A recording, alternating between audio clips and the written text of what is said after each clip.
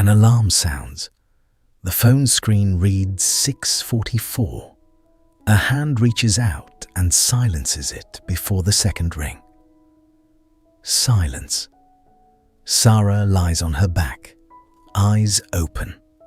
The ceiling is the same ceiling it was yesterday. She has been awake for 20 minutes already, not because she chose to be. The room holds quiet evidence.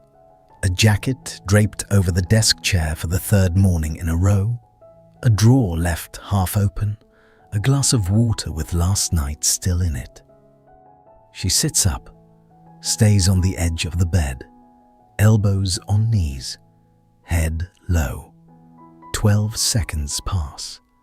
She stands. I used to wake up already thinking about the day, plans, problems to solve, things I was looking forward to. Now I wake up and wait for something in me to agree to begin. Most mornings, that takes a while. An office that looks good in photographs. Exposed brick, warm light, the hum of productivity. Sara sits at her workstation, laptop open. She is not working. She is staring past the screen. Her coffee has gone cold. On her desk, 3 sticky notes, 2 of which say exactly the same thing. She wrote the reminder twice and forgot the first. A colleague's hand places a fresh coffee beside hers without a word. She doesn't look up.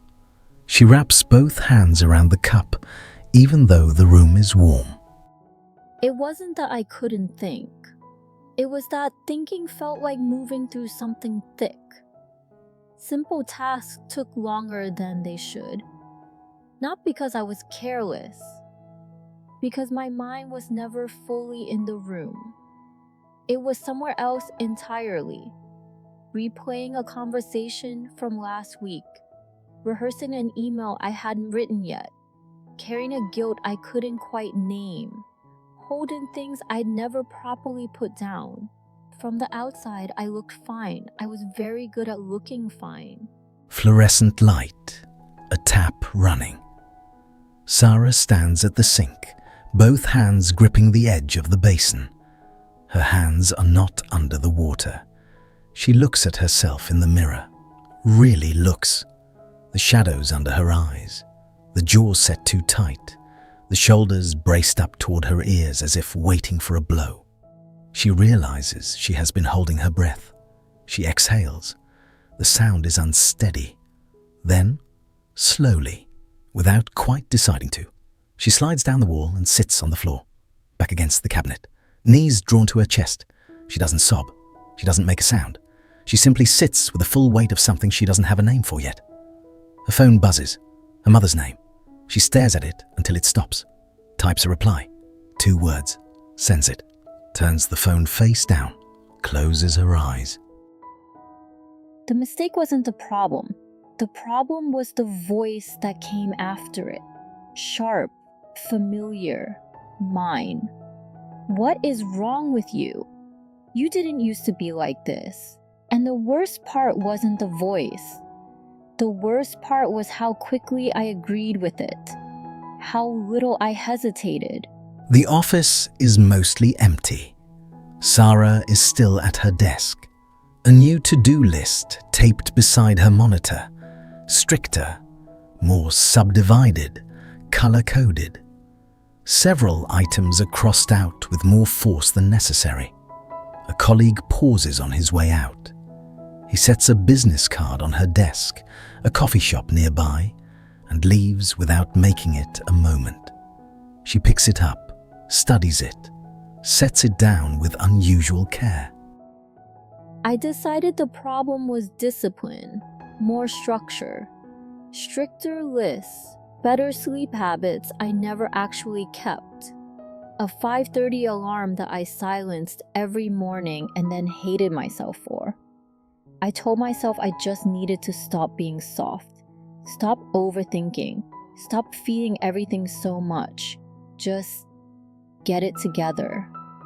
I pushed through the exhaustion, filled every quiet moment with something to do. tried to outwork my way back to the version of myself I recognized. But the harder I pushed, the more brittle I became. You cannot shame a tired mind into becoming clear. I know that now. I didn't know it then. In bed, but not asleep.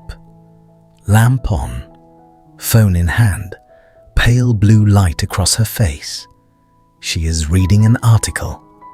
10 Habits of High Performers. She screenshots it, opens a notes app, types 5:30 wake up, no phone, first hour, exercise, journal. She pauses. She knows she won't do it. She writes it anyway. Her phone lights up. Mom. She watches it ring 4 times. She answers silently, and we watch her face as she listens. She nods at intervals. Her expression is the kind that gets mistaken for composure.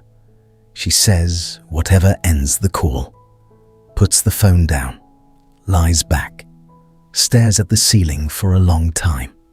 My mother loves me. I have never doubted that. But there are kinds of tired that don't fit inside the conversations we know how to have. She would have worried, or offered solutions, or told me about someone she knew who had it worse. None of those things were what I needed. I didn't know what I needed. I just knew I couldn't explain it without it coming out wrong. So I said, I'm fine, just tired. Work's been a lot. She believed me. She always believed me.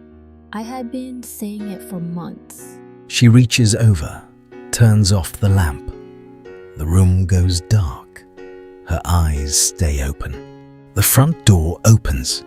Sara steps inside without turning on the main light. Only a small lamp by the bed is on.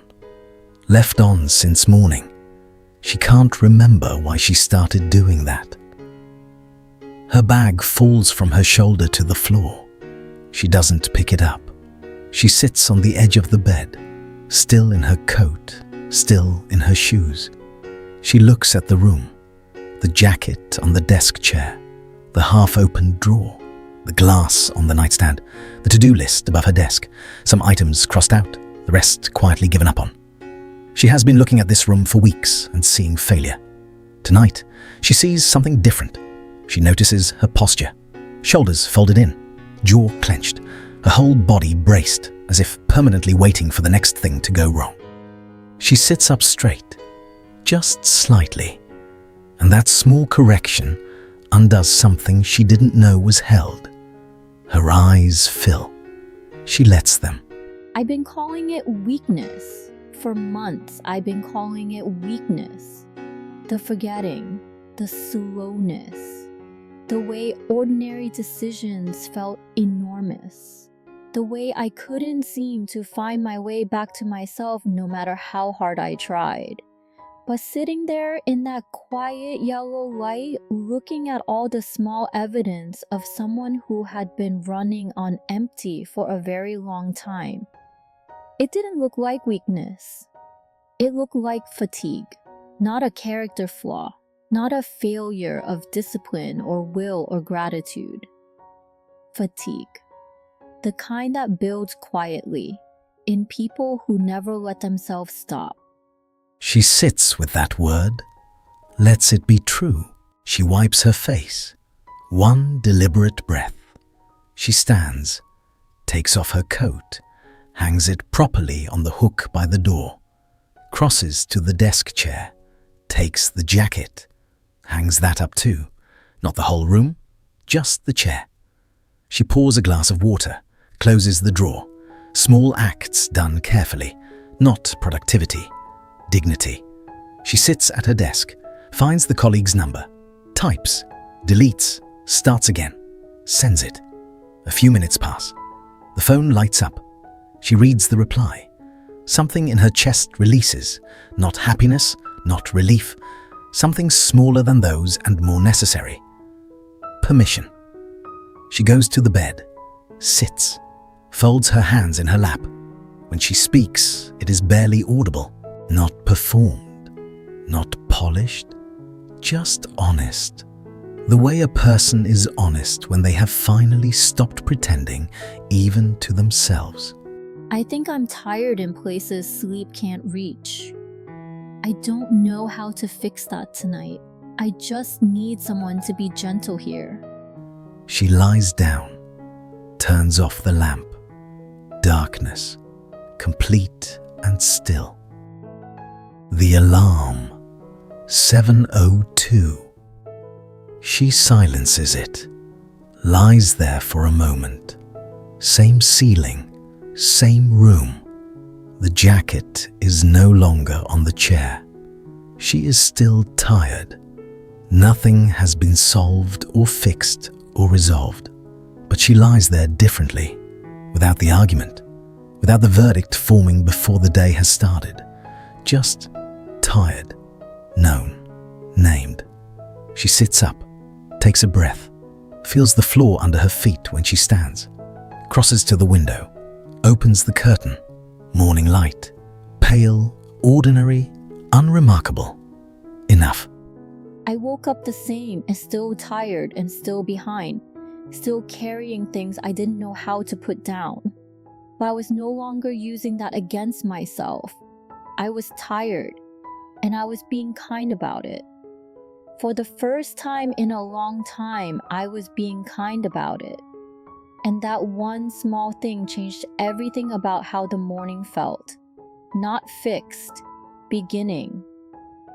She puts the kettle on, stands at the kitchen window and watches the street come awake below. She doesn't pick up her phone. She just watches. The drawer in the bedroom is still closed.